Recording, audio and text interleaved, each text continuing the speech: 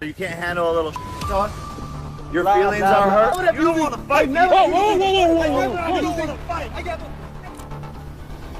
Where, Jake Paul? I'm the man of my word. Come to daddy. I'm here. Come to daddy. I'm in your country. Jake Paul just threw a major tantrum after a training session.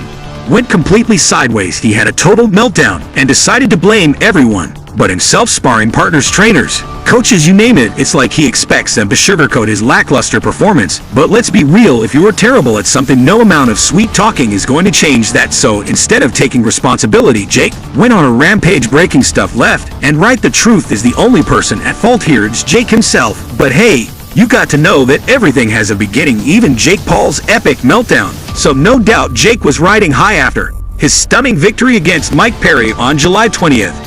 2024, the guy was on cloud 9, especially after clinching the win by TKO. In the 6th round, Jake was practically glowing, basking in his newfound glory. His confidence was through the roof. He couldn't wipe that grin off his face, knowing he just added another notch to his growing boxing record. You know, I told you exactly what was going to happen. He was big upping his boy Mike Perry. I said, okay, Connor, like after I f*** up Mike Perry, then you're next. But oh boy, did the celebrations come crashing down. Fast critics started circling like vultures, questioning the legitimacy of Jake's WI. They weren't buying the whole TKO thing, not one bit. To them, the victory felt way too convenient, too easy. It reeked of something fishy. This wasn't Jake's first rodeo with controversy, but this particular match, it lit a bonfire of skepticism. Skeptics dove deep into Jake's past codes, peeling back the layers to see if there was a pattern. And guess what? They found something unusual. A disproportionate number of his wins ended in toes. The raised eyebrows and heated debates. How could it be that so many of Jake's matches ended with the ref stepping in? It seemed almost orchestrated, like the outcomes were being manipulated. And at the heart of this whole drama is the role of the referees. See, toes or technical knockouts are unique because they rely heavily on the ref's judgment. When a ref steps in to stop a fight, it's usually to protect a boxer from getting seriously hurt. They jump in if they think a boxer can't defend themselves properly, or if continuing the match is just too risky for their health. But here's the kicker: this decision is super subjective and can sometimes stir up a whole lot of controversy. And after all this, Jake and his brother Logan has this to say. Victoriously, I think people are going to try to discredit us, and people are still saying the same thing, like, well, he hasn't fought a real boxer yet. But in my head, I'm like, well, didn't you beat 2 boxers in a row in the first round with winning records? Yes. Take Jake Paul's recent victory over Mike Perry on July 20th, 202-4 in the 6th round. The ref called a halt to the match, giving Jake a TKO victory. Boom. Instant debate. Critics were up in arms, saying Perry could still defend himself and that the stoppage was way too early. These kinds of interventions, while meant to keep fighters safe, can seem unfair if they're not clearly justified. And this gray area, it's what's fueling all those whispers about possible bias or even foul play, especially in high-profile matches involving big names like Jake Paul. In the first round. With winning records? Yes. One was 17-2 and one was 10-1. And looking in the comments, like, he still hasn't fought a real boxer. It's like, you guys are idiots. When you look closer at Jake's fight history, a curious pattern pops up. A significant chunk of his wins have been via TKO rather than clean knockouts. This pattern was raising all sorts of red flags. Observers note that in Jake's bouts against guys like Benes Ran on April 17, 2021 and Tyron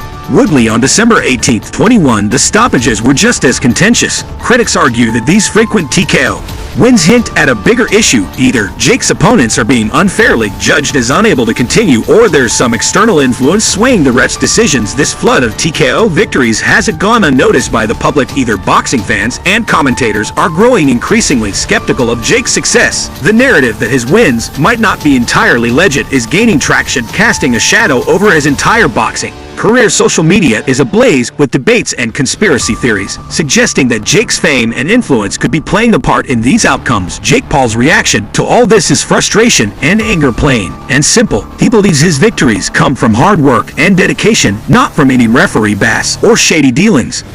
Perry looked different in this fight, so it's gotta be rigged. No way he would do this. This is impossible that Jake beat this. It's like, frustrating.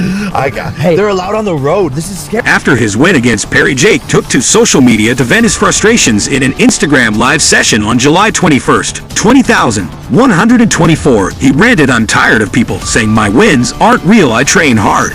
I fight hard, and I win fair and square. These haters don't see the hours I put in the gym, but despite his protests, the criticism seems to have really gotten under his skin. His so-called hard-earned victories feel overshadowed by constant doubt and scrutiny. It's not just his fans, he's trying to convince it's the entire boxing community. During a post-fight interview with ESPN, Jake's frustration was clear. He said, "It's like no matter what I do, people will always find something to criticize. If I win by KO, they'll say it was luck. If it's a TKO, they say the ref was biased. What more do I have to do to prove myself?" And then there are the ongoing accusations of referee bias. The idea that refs might be swayed by Jake's celebrity status just won't go away. Critics argue that in high-profile matches, refs might be more cautious and quicker to stop fights to avoid the backlash of letting a famous fighter get seriously hurt. This perceived bias, it undermines the integrity of Jake's wins and pours more fuel on the fire of skepticism. Jake's been adamant in denying any such influence, insisting that his victories are based on merit alone. And after hearing all that, our poor kid got disheartened, but instead of crying, he made everyone else want to cry. Jake Paul's recent training session can only be described as a perfect storm of misfortune and frustration. On July 25th, 2024, he walked into the gym pumped for a high-intensity sparring session, but from the get-go it was clear things were going to go off the rails. Sensing Jake's off day, his sparring partner didn't hesitate. Usually Jakey would hold his own, but today he was taking hit after hit. His partner's punches were landing with pinpoint accuracy, each one a jab. To Jake's dwindling confidence, it was clear his partner was having the time of his life, while Jake was left to take the brunt of it, feeling more demoralized with each blow. As if his performance issues weren't enough, Jake had to deal with some seriously annoying equipment malfunctions. His left glove just wouldn't stay put. It kept feeling loose, causing multiple interruptions. Every time he had to stop and adjust it, his focus and rhythm were shattered. It was like even his gear was out to get him, constantly reminding him that nothing was going right. And then there was the shoulder. He already told about his poor shoulder.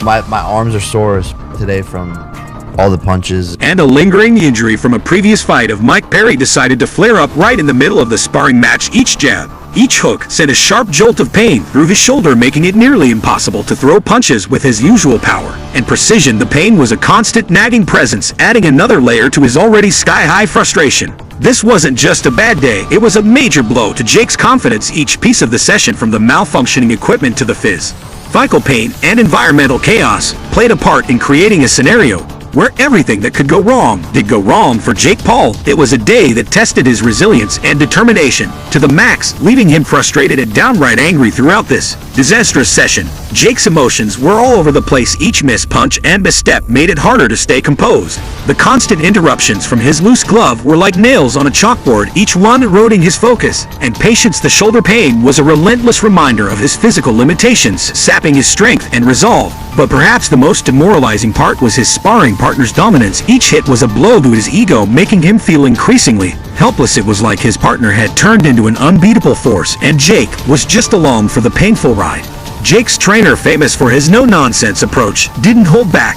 Every missed punch or stumble was met with sharp criticism. "Your footwork is sloppy, those punches lack power, you're not focused." Jake, it was like a machine gun of critiques, with zero room for any positive reinforcement for Jake. These words stung hard. They were constant reminders of his shortcomings, not encouragement to get better. The harsh tone and never-ending stream of feedback made it tough for him to see any progress, no matter how small. Amid all this mental chaos, Jake struggled to push through the drills and exercises. His sharp, precise movements became sluggish and hesitant. The mental fatigue started showing, physically slowing his reactions and dulling his instincts. Each session left him more drained than the last, the weight of expectations pressing down harder and harder. It was clear that the criticism was hitting not just his body, but his mind too. The breaking point came during a particularly brutal sparring session.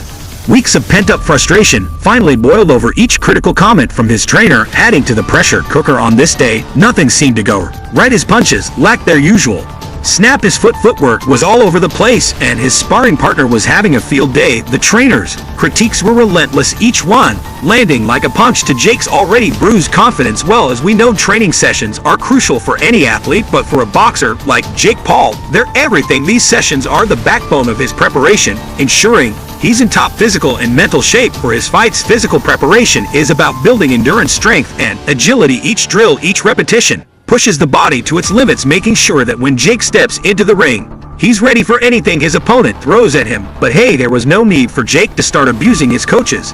It's clear that the mistakes are on his part, not theirs. But what else can we expect from him except brash talk and Ill manners if you're as fed up with this version of Jake as we are. Leave your thoughts below. Let's hear what you got to say.